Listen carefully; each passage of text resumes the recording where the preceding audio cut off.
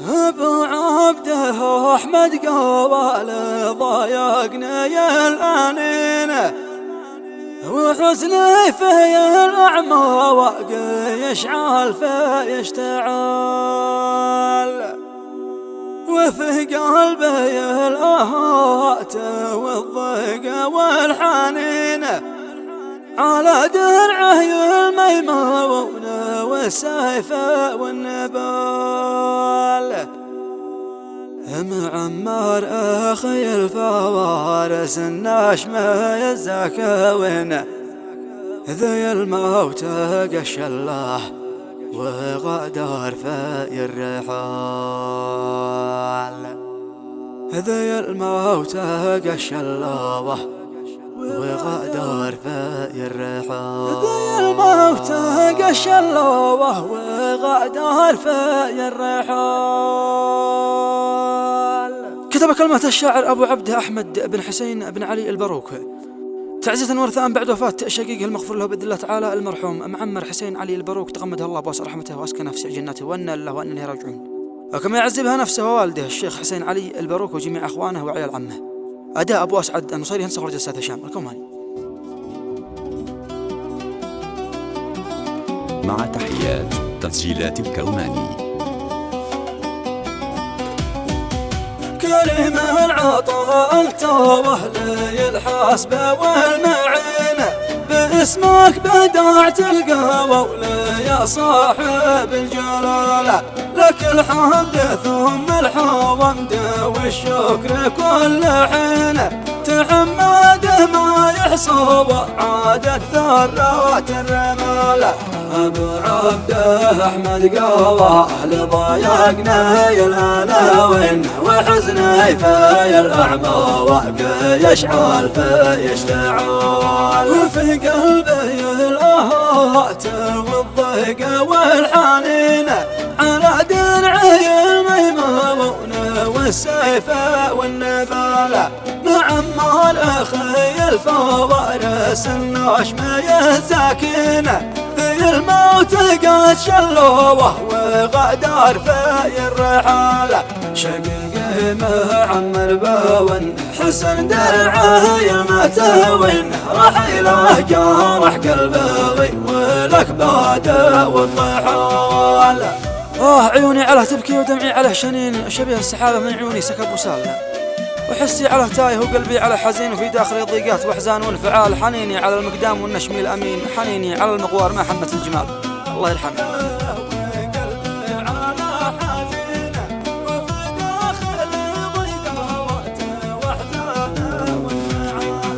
عيوني على تبكي ودمعي على شنينه شبيه السحابة من عيوني ساكب وسالة وحسي على تايه وقلبي على حزينه وفي داخلي ضيقات واحزانه وانفعاله حنيني على المقدام والنشمة الأموين حنيني على المغوار محنات الجمال حنيني على من كون في حكمته فطينه معمر أخي رمزه والشهامات والنضال رجاك يا ربي وفي عفوك استعينه تغمد أخي في رحمتك واسكاه الزلالة وفي جناتك يسكون وانت له الضموين وبالصبر تعصمنا بحكمة وابتهال. يا والدي يا تواجه الراس والجبين حسن بن علي انتوه لنا التاج والعقال تصبر على حزن وكفي العمر والسنين وأجرك أعظم من الروبان واثق الحبال وعزك وعزاوي أشقاء يجمعون وعنهم أخي صدى سيفي في القتال وعبده الولي الجيد والمعصم اليمين وخويا علي واحترم طيب الخصال، وفوزان اخي ايضا والنشم يضانين، جميع اخوات مقدارهم يوزن الجبال، واولاد عمي واحمد ابطال غاليين، عيال عمي الوافين من انبال الرجال، محمد كبير الجوهد في قدره الثمين، ويوسف رجل مقدار في ساعات النزال، عبد الله النشمي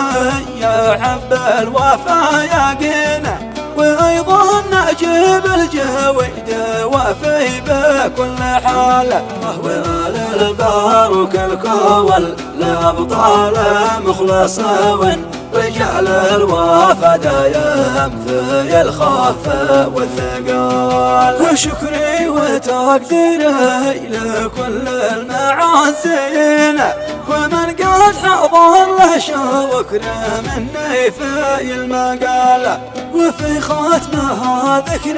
النبي خير مرسلين، محمد رسول الله وهذي زاد بالكمال.